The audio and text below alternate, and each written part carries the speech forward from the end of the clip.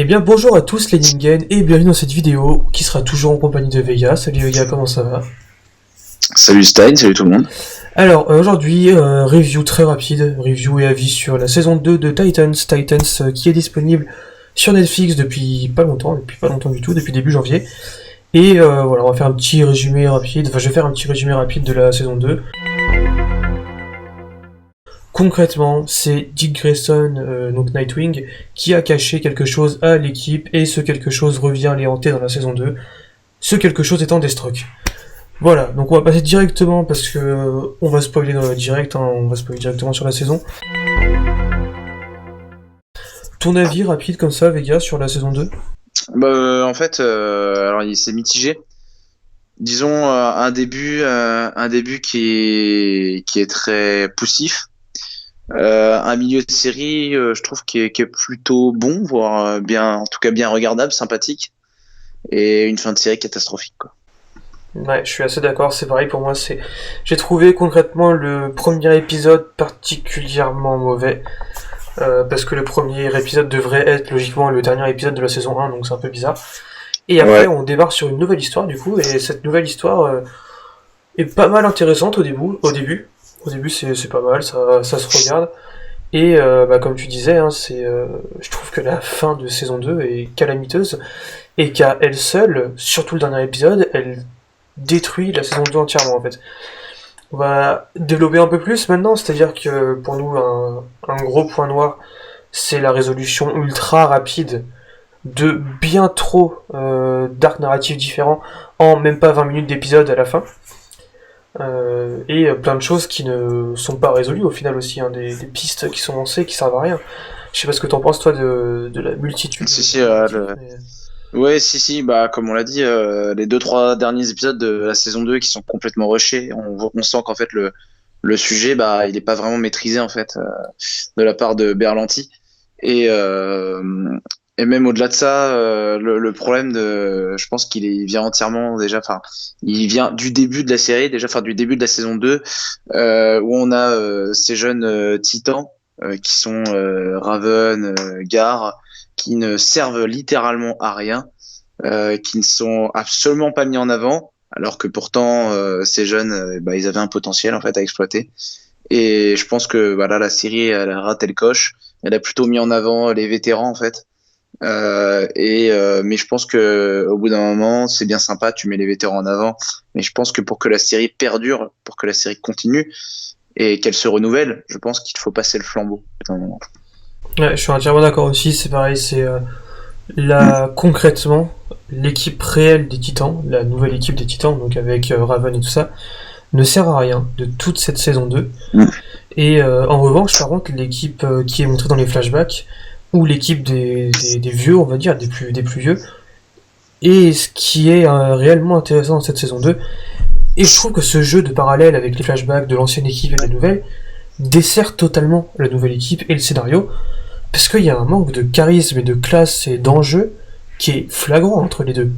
Honnêtement, enfin, ne serait-ce qu'Aqualad, d'ailleurs qui est présent bien trop peu à mon goût, hein, je pense que toi c'est pareil. À lui seul, il est plus intéressant que l'intégralité des nouveaux personnages de la nouvelle équipe, exception faite de Jason Todd, mais ça c'est le gros point positif de cette saison 2, on va y revenir un peu plus tard.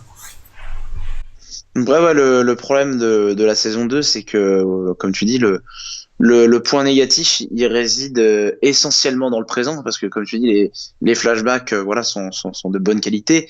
Elles amènent l'intrigue.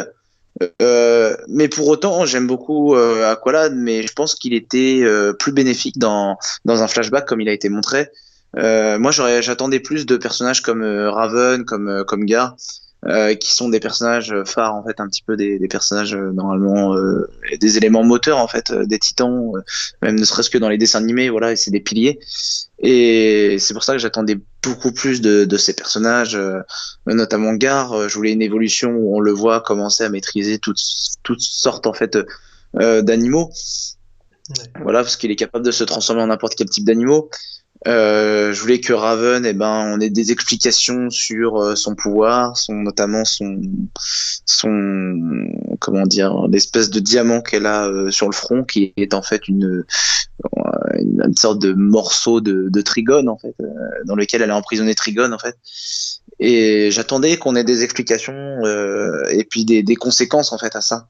Quelque part que Trigon puisse pas ressurgir, mais que Trigon puisse se manifester à travers Raven en fait, qu'il commence à pervertir en fait Raven et que Raven s'en rende compte, que Raven peut-être déraille, tu vois, et qu'elle soit par la suite ramenée à la raison par sa team dans la saison 2, ou autre alternative, qu'elle déraille pas trop et qu'elle déraille vraiment à la fin de la saison 2 en mode cliffhanger pour la saison 3. Du coup, on passe vite à Deathstroke, qui devient la menace principale de cette saison 2. Deathstroke, grosses attentes. Ouais, d'énormes attentes, parce que tous les deux, on est des immenses fans de Deathstroke. Et pour l'instant, en adaptation live, on a été plutôt déçus par Deathstroke, parce que le Deathstroke de Arrow, intéressant, mais son costume très kitsch et tout ça.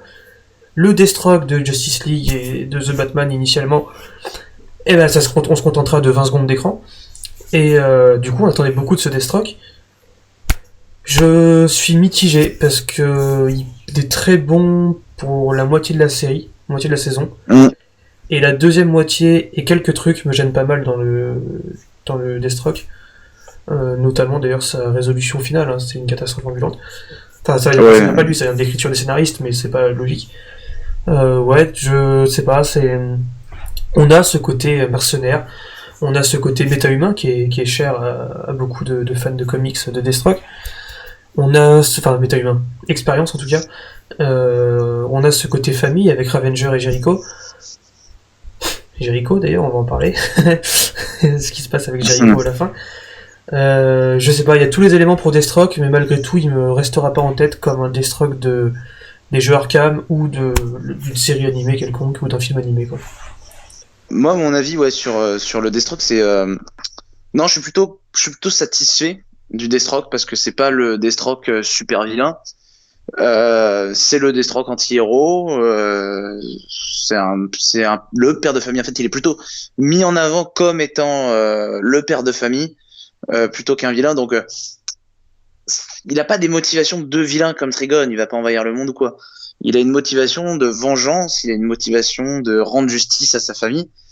Et ça le rend en fait quelque part assez attachant, j'ai envie de dire. En fait, t'encourages un petit peu ses motivations. Enfin, tu les comprends. Ouais, je sais. Même s'il est un peu trash quand même parfois. Voilà, ça reste Deathstroke. Par exemple, on va le voir découper des gens, quoi. Mais c'est sympa. Hein, voilà, Deathstroke, on sait très bien que c'est pas un enfant de cœur. Mais pour autant, donc mentalement, moi j'aime beaucoup. Il est pas très bavard. Je trouve que physiquement, le personnage, enfin, Elsie Morales correspond vachement bien. Bien qu'il soit un peu petit, je trouve hors costume. Après, je trouve qu'il est pas assez grand. Après, ça m'a pas tout à fait gêné parce que peut-être que le costume le grandit en fait en taille. Franchement, le chara-design du costume est vraiment super. J'ai trouvé vraiment beau. Même le côté katana, j'ai vraiment apprécié. Les flashbacks sur son origin story sont vraiment intéressants. Sa famille, je trouve que globalement, sa relation familiale, elle est bien amenée. Non, franchement, le truc qui m'a gêné le plus, je pense que c'est c'est ce scénario en fait autour de lui. Déjà, comme tu dis, sa résolution, où en fait il est tué à coup de lame, quoi. Ouais, et ce qui est un peu dommage, ce qui me gêne, ce qui est un peu dommage, parce que Deathstroke, il est censé pas être invulnérable, mais il se refait, quoi. Il a un facteur auto-guérisseur. Donc tu peux pas forcément le tuer comme ça. Faut plus lui couper la tête ou une balle dans la tête. Très honnêtement, il résiste à bien pire pendant toute la saison 2. Et là, genre, c'est ce petit coup de lame qui va le tuer. Enfin, vraiment, ouais. Assez ridicule. Honnêtement, assez ridicule.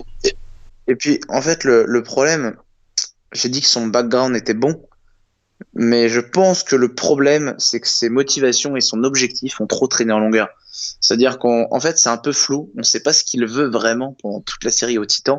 On sait pas s'il veut détruire les Titans ou, par la suite, on apprend qu'en fait, il en veut juste à Dick Grayson. Non, il veut juste les séparer et il veut juste que Dick Grayson soit seul en fait. Enfin, que Dick Grayson disjoncte un peu. C'est un peu flou ses En fait, motivations, au final, j'ai l'impression mais c'est un peu qu'il ça. veut un Enfin, peu que Dick Grayson soit ce qu'il est au début de l'épisode 1 de la saison 1 de Titan. C'est-à-dire qu'il a plus confiance en Batman, il veut plus avoir de coéquipier, et il est un peu à la retraite, quoi, il devient flic. ouais, il veut les essoler quoi, C'est parce qu'il ça, ouais. considère que les Titans sont néfastes en fait C'est exactement ça. pour le monde, voilà. Donc ouais, ses motivations, j'ai trouvé qu'elles étaient trop compliquées en fait. D'un côté, je pense qu'on aurait pu faire plus simple. Tout simplement une bonne vengeance quoi en fait. Le mec veut en gros peut-être prouver que les Titans sont pas si unis que ça, peut-être les séparer pour mieux les tuer quoi, diviser pour mieux régner. Ouais, Je pense que ça aurait été peut-être un petit peu mieux. On va enchaîner sur Deathstroke, sur ce qui en découle, à savoir Jericho et Ravageur, je sais plus comment c'est son nom. Ravageur, ouais. Autant Ravageur, ok, le personnage est très fidèle aux comics, le personnage est plutôt intéressant. Honnêtement, on l'avait tous vu venir que c'était un peu une traite. Par contre, Jericho, c'est une vraie catastrophe. Mais en fait, le problème, c'est que Ravageur, on l'a vu venir, Ouais. mais ça arrive trop tard. En fait, Exactement, la révélation arrive trop tard. Ça arrive bien Elle trop arrive tard. à l'épisode 13. On t'apprend que c'est une traître qu'à l'épisode 13, donc à la fin de la série. Sachant Et qu'on ça l'a n'a aucun vu, on l'a sens. vu venir à Ça... peu près à l'épisode 3 quand elle est introduite en fait, hein, concrètement. Ouais, mais ça n'a aucun sens parce que si tu voulais vraiment faire mal à l'équipe, en fait, fallait le révéler bien plus tôt C'est ça. pour que tout le monde se dise putain, en fait, on avait une traite parmi nous, pour que tout le monde apprenne, on va entre guillemets à la détester quelque part. Donc, et puis à pas se faire confiance, à dire putain, il y a un traître dans l'équipe. Enfin, je pense que voilà, l'effet ravageur aurait dû arriver plus tôt et pas à l'épisode 13. C'est bien ce que je reproche à la série, C'est exactement c'est ça. c'est qu'elle veut répondre trop rapidement et trop facilement à toutes ces histoires qu'elle a commencé au début de la saison 2 et elle le bâcle en fait en 3 épisodes. Genre comment Nightwing devient Nightwing, ça arrive trop tard et c'est mal fait. Il y a aucune C'est épique ridicule, nette. là, c'est ridicule. Genre Bruce Wayne lui avait déjà fait un costume avant que lui-même ne sache qui il veut être en fait. Ouais. Donc le mec lui avait déjà mis un costume au frais, tu vois. Les points noirs, comme je l'ai dit, ils sont dans la relation des vétérans avec les jeunes. Je veux dire, il y a un gros problème. Il y a des personnages que voilà, j'apprécie toujours autant, à savoir Okedov, Ouais. que j'apprécie particulièrement, mais je suis désolé, à la fin de la saison 2, c'est eux qui devaient crever pour passer le relais aux plus jeunes en fait. Parce que pour moi, Dick Grayson, c'est déjà l'arc. En fait, la série n'est pas bonne. Voilà, tout simplement, je vais résumer une chose.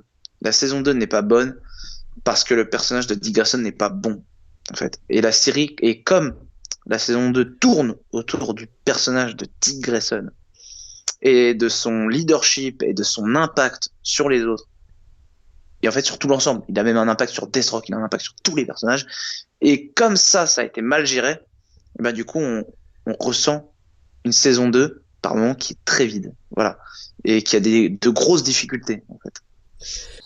Non, sincèrement, les personnages sont trop gnangnans dans l'épisode 13. C'est affligeant, quoi. J'avais l'impression vraiment de regarder Arrow, quoi.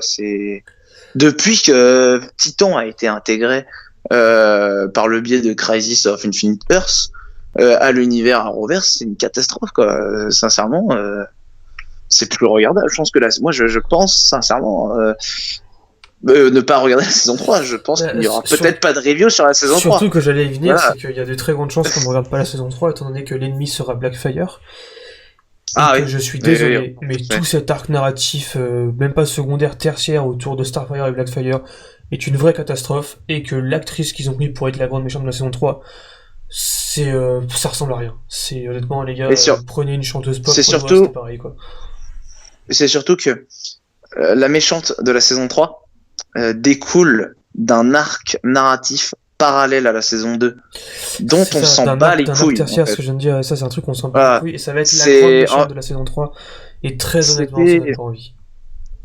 En fait, ils savaient pas quoi faire du personnage, voilà, on va y venir, ils savaient pas quoi faire du personnage de Starfire, donc Starfire qui était intéressante dans la saison 1 parce qu'elle ne savait pas qui elle était, savait pas qu'est-ce qu'elle foutait sur Terre, et au final, maintenant qu'elle sait qui elle est pas intéressante. Enfin, moi je trouve que ils ont pas su quoi en faire. Elle pète des crises existentielles en mode qui je suis, machin. Elle commence à inviter un psychologue ou je sais pas pour baiser avec. Enfin, des conneries du genre. On sent qu'elle disjoncte la meuf. Et au final, elle se cherche quand même.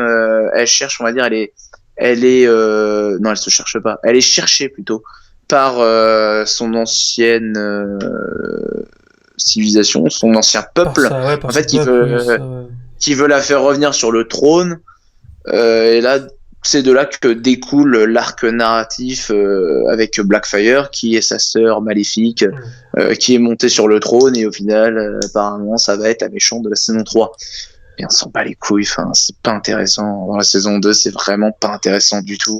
Ouais, non, vraiment, c'est pour ça. Et en plus, très honnêtement, il y a vraiment cette kitschitude, on va dire, ça n'existe pas, mais en gros, ce côté kitsch de Berlanti qui a plombé la saison 2, je trouve.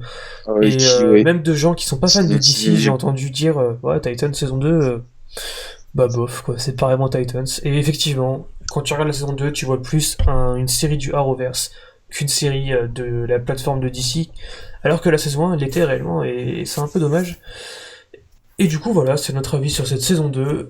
Vous l'aurez compris, c'est vraiment très très mitigé, parce qu'il y a quelques trucs qui sont très agréables, mais là, il y a des moments sympas. mais tellement tachés par le reste quand on prend du recul que... Les flashbacks qui sont sympas, Deathstroke qui est sympa, les chorégraphies de combat entre Deathstroke et les autres personnages qui sont assez sympas, entre Deathstroke et Robin ou Deathstroke, mais t'as des moments sympas, mais voilà, scénaristiquement, c'est de la merde. Très clairement. C'est ça. Et c'est un peu le souci d'ailleurs que j'ai avec beaucoup de séries en ce moment, c'est que scénaristiquement, ça se casse plus vraiment le cul, honnêtement. Et peut-être qu'on fera une vidéo là-dessus un peu plus détaillée. Ouais, il y aura d'autres reviews qui vont arriver de toute façon.